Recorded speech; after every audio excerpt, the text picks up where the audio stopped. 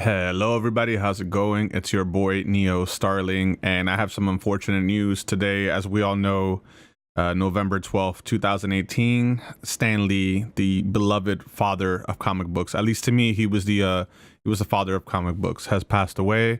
Unfortunately, it's a really sad day. The guy was 95 years old, so we kind of knew he was on his way out, but it's still a really sad thing to have to even mention.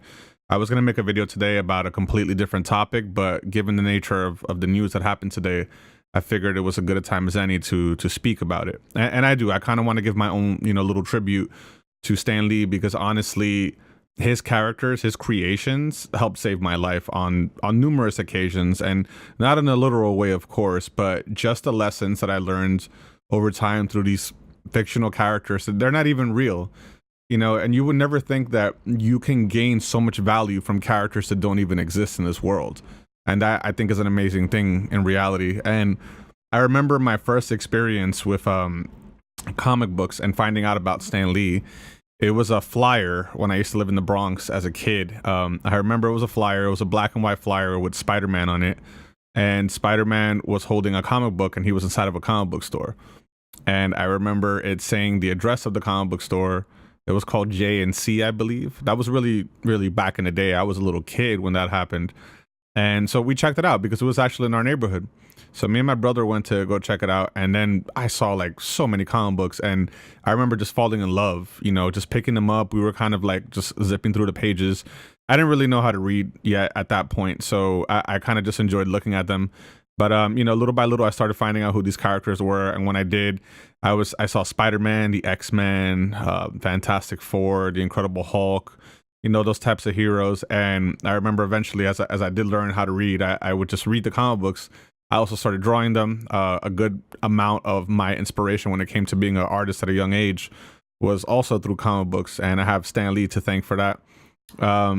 He also, I thought it was interesting because his characters had such value to them in a way that I don't think most people can comprehend.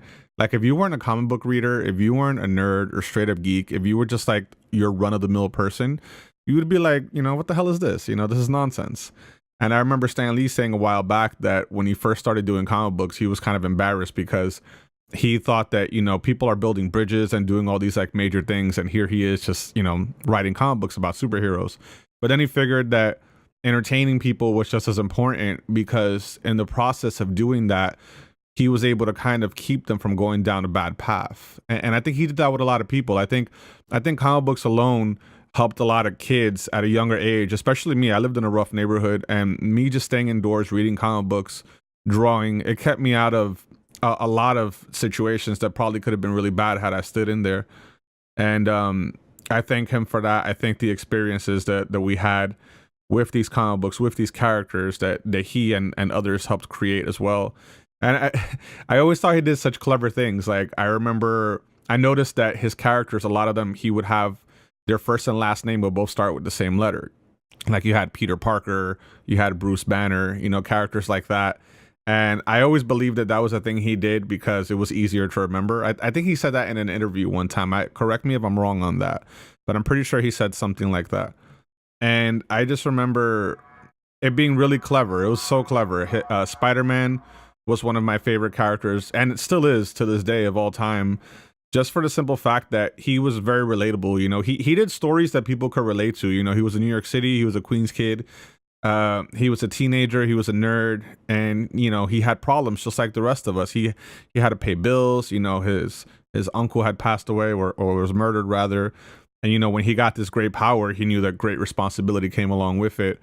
And just seeing him go through everything, seeing this character grow up as we grew up with them, it was so cool to see. And then the X-Men were also great because the X-Men, I thought were a very unique team because they were not just outcasts, but it was straight up like just straight up prejudice. People didn't like them. Xavier and Magneto were like Malcolm X and Martin Luther King. The mutants were just persecuted and hated because they were so different. And you learned a lot about racism and bigotry and just all these different things through through a comic book, you know, and you learned how to not judge others based off of their appearance or what they're capable of doing, but rather on the merit of their characters, you know. And I always thought that that was an important lesson. And I just think it's funny because these are lessons that even real life people can't teach you at times. Like, you can't learn this stuff from grown ass people, but you can learn it from the pages of a comic book through the imagination of several different people that just spread their ideas on there on this paper, and then they ink it in, they color it, they publish it, and suddenly before you know it, you're holding a comic book and you're reading this brand new world, which is really not even brand new because the Marvel universe is based off of our world. You know, you just have these extraordinary people in it. And I always loved how human they were. They seemed, you know, like I always enjoyed DC characters as well, but DC characters always felt a little more robotic, or rather they were more godlike. You know, Marvel characters were a little more grounded into Earth, into the real world, and they were more relatable. You know, they were from cities that we were aware of. They were, you know, like Spiderman. He's in Queens. I'm in Queens. You know, so that's pretty neat. Things of that nature. You know, and Stan Lee was a very big influence on my life, and I really will miss the guy. I never met him personally. I never got an autograph signed, you know, by a comic book autograph signed by him or anything like that. But, you know, I always enjoyed seeing his cameos in the movies and just reading his work. Him and like Jack King Kirby, you know, he also had passed away. He helped create the X-Men with him, I believe.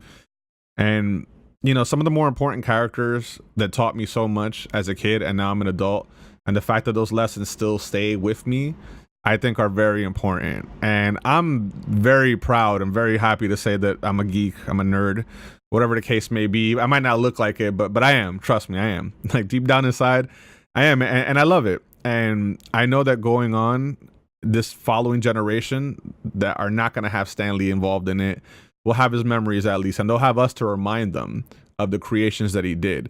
And even though comic books, I wouldn't say are necessarily as prominent as they used to be, you know, now they're the focus are more now on the movies, video games, things of that nature. Comic books are still a good read. I highly recommend it. Comic books and video games helped me learn how to read. I didn't learn that from school. You know, so there's value. There's real value, real world's value that you can gain from these things. And I just wanted to say before I end this video, thank you so much, Stan Lee. You freaking rock, man.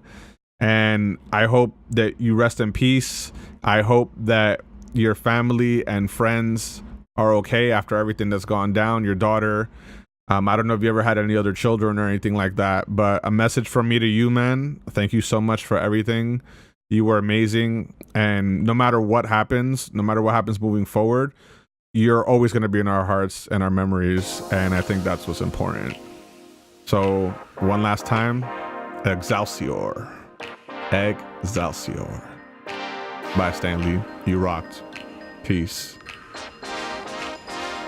If you liked this video, please consider commenting, sharing, subscribing. It really helps me out. Thank you so much, everybody. You guys are awesome, and don't ever let anyone tell you different. Signing off.